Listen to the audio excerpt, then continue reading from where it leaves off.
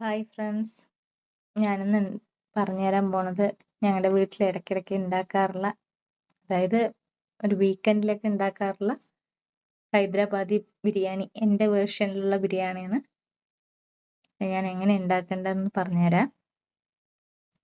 ആദ്യം ഈ ബിരിയാണിക്ക് വേണ്ട ഉള്ളി മാത്രമേ ഞാൻ എടുത്തുള്ളൂ. 2 വലിയ ഉള്ളി എടുത്ത് നല്ല തിന്നായി അരിഞ്ഞ് എണ്ണയിലിട്ടൊന്ന് വറുത്തെടുക്കുക. ലൈറ്റ് ബ്രൗൺ നിറം വരുന്നവരെ ഒന്ന് വറുത്തെടുക്കാം.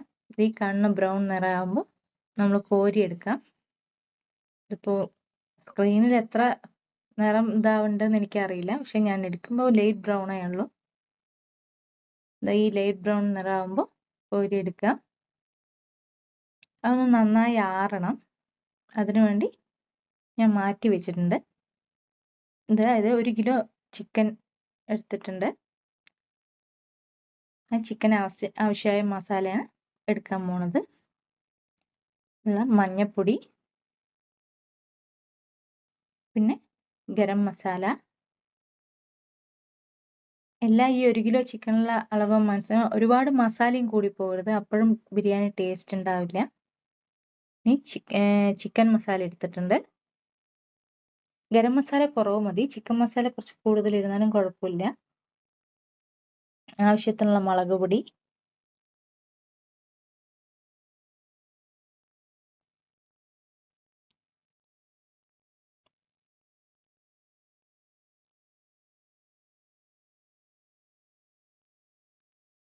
പിന്നെ അതേ അളവിൽ കുറച്ച് ഒരു പൊടിക്ക് മുളക് പൊടിയെക്കാട്ടിലും കൂടുതൽ മല്ലിപ്പൊടി എടുക്കുക.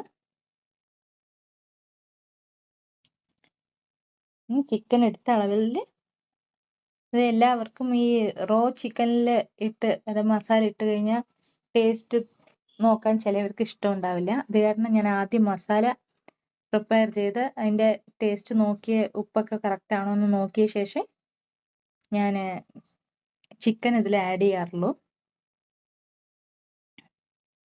എന്നിട്ട് നേരത്തെ നമ്മൾ ആറാൻ വെച്ചിരിക്കുന്ന വറുത്ത ഉള്ളി നന്നായി പൊടിച്ച് അതും ഇതിലേക്ക് ആഡ് ചെയ്യാം. ആവശ്യത്തിനുള്ള ഉപ്പ് ആഡ് ചെയ്തിട്ടുണ്ട്. അതിനുശേഷം ഇഞ്ചി വെളുത്തുള്ളി പേസ്റ്റ് ആഡ് ചെയ്തിട്ടുണ്ട്.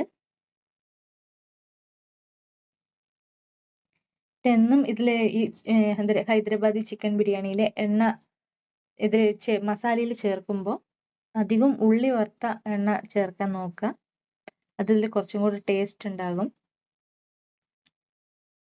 വെളുത്തുള്ളി ഇഞ്ചി പേസ്റ്റ് ആവശ്യത്തിന്, അതായത് മസാലയുടെ മണത്തിനനുസരിച്ച് ചേർക്കുക. പിന്നെ ആവശ്യത്തിന് 2 വലിയ സ്പൂൺ എണ്ണ ഇതിലോട്ട് ചേർക്കുക. പിന്നെ എത്ര ചിക്കൻ എടുത്തിട്ടുണ്ടോ അത് നേരെ മാരിനേറ്റ് ചെയ്യാൻ വിധത്തിലുള്ള ഒരു നല്ല പുളിയുള്ളതല്ല, ഒരു ഇടത്തരം പുളിയുള്ള തൈര് ചേർക്കുക. പിന്നെ ജീരകപ്പൊടിയും ഇതിൽ നല്ലൊരു മണം കൊടുക്കും മസാലയ്ക്ക്.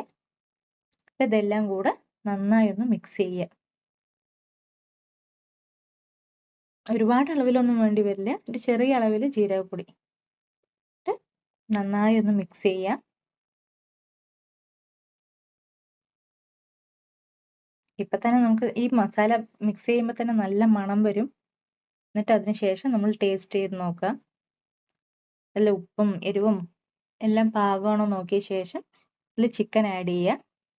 പിന്നെ നമുക്ക് ഈ ചിക്കൻ ഇട്ട ശേഷം പിന്നെ അതിൽ ടേസ്റ്റ് നോക്കേണ്ട കാര്യമൊന്നും വരില്ല. ഒന്ന് ചിക്കൻ ഇട്ട് നോക്കുക.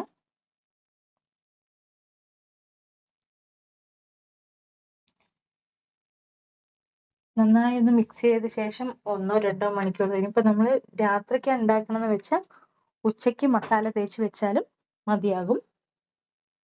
കാരണം കുറച്ചു നേരം ഇരിക്കും. ഈ തൈരിന്റെയും ഞാൻ ലെമണും ചേർത്തിട്ടുണ്ട്, അതും പറയാൻ വിട്ടുപോയി എനിക്ക്.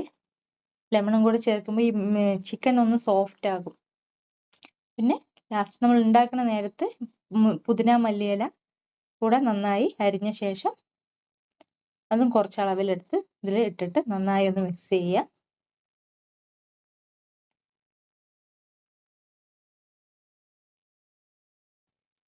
ഇനി സാധാരണ ഇങ്ങനെ ചെയ്ത ശേഷം ഇതെല്ലാം അടിയിൽ വെച്ച ശേഷം ഒരു പാനിൽ വെച്ച ശേഷം നമ്മൾ റൈസ് വേവിച്ചത് കൊട്ടുക ചെയ്യുക.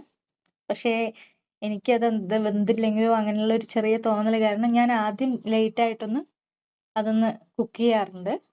എന്നിട്ട് അതിൽ തന്നെ വെച്ചിട്ട് ഈ റൈസ് അതിലേക്ക് കൊട്ടുക ചെയ്യാറ്. ഞാൻ ആ ഗ്ലാസ്സിന് ഒരു 4 ഗ്ലാസ് അരി എടുത്തിട്ടുണ്ട്. അതൊരു 5-6 വട്ടം കഴുകി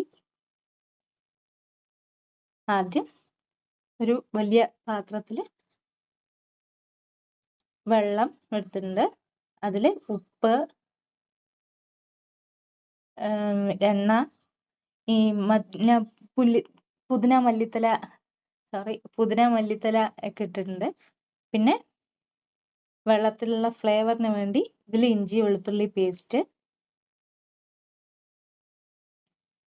നന്നായി ഒന്ന്, അതായത് ആവശ്യത്തിനുള്ള ഇഞ്ചി വെളുത്തുള്ളി പേസ്റ്റ്, അതായത് അരിയുടെ മണത്തിന് വേണ്ടത് ഇട്ടിട്ടുണ്ട്.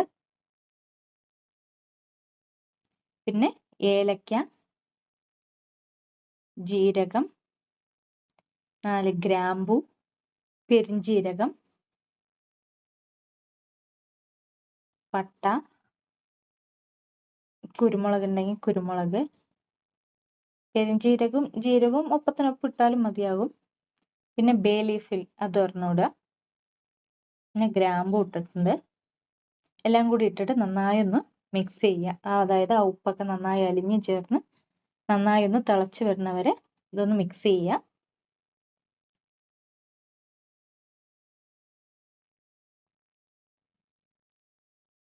വെള്ളം നന്നായി തിളച്ചിട്ടുണ്ട്. എന്നിട്ട് നമ്മൾ ഈ അരി അതിലോട്ട് ഇടുക. ഈ അരിയുന്ന സമയത്തൊക്കെ ഞാനത് ചിക്കൻ സിമ്മിൽ വെച്ചിട്ടുണ്ട്. കാരണം ചിക്കനിൽ ഞാൻ കുറച്ച് വെള്ളം കൂടെ ചേർത്തിട്ടുണ്ട്. കാരണം ആ മസാല നന്നായി പിടിച്ച് അത് വലിയ ദമ്മിടാനുള്ള പാത്രത്തിലിടുമ്പോൾ ആ വെച്ച അതിലെ വെള്ളം കൂടെ ഒന്ന് നന്നായി ഒലുമ്പി എടുത്തിട്ടുണ്ട്.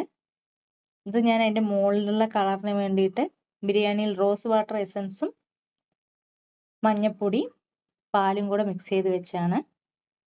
അരി ആദ്യമായി വേകുന്ന ടൈം അനുസരിച്ച് നമ്മൾ നോക്കിക്കൊണ്ടിരിക്കണം, ഒരുപാട് വേവാകാതിരിക്കാൻ. എന്നിട്ട് ചിക്കനിലോട്ട് ചിക്കൻ ഒരു ചെറിയ ഒരു സെമി കുക്കായി വെച്ചിരിക്കുകയാണ് ഞാനിത്. എന്നിട്ട് ഓഫ് ചെയ്തിട്ടുണ്ട്. എന്നിട്ട് അരി ഓരോ ഘട്ടമായിട്ട് വേവിനനുസരിച്ച് ഫസ്റ്റ് ഒരു വിധം, അതായത് അരി ഒന്ന് ഒത്തിരി വീർത്ത് വരുന്ന നമുക്ക് അറിയാമല്ലോ കണ്ട, അത് ആദ്യം ഇട്ടിട്ടുണ്ട്.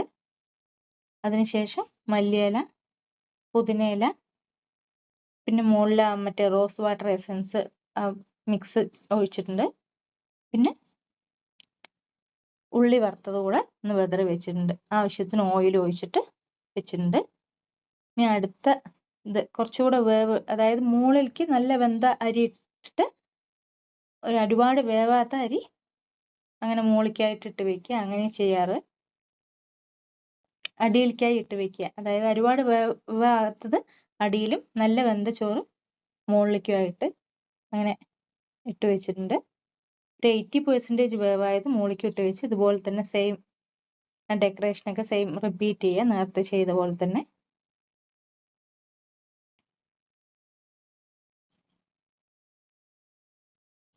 ബാക്കിയുള്ള ആ മിക്സ്, റോസ് വാട്ടർ പാല് മിക്സ്, മഞ്ഞൾപ്പൊടിയും കൂടിയുള്ള മിക്സ് ഒഴിക്കുക.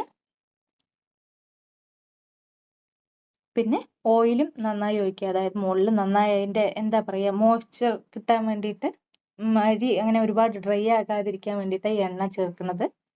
അത് മുകളിൽ ഒഴിച്ച്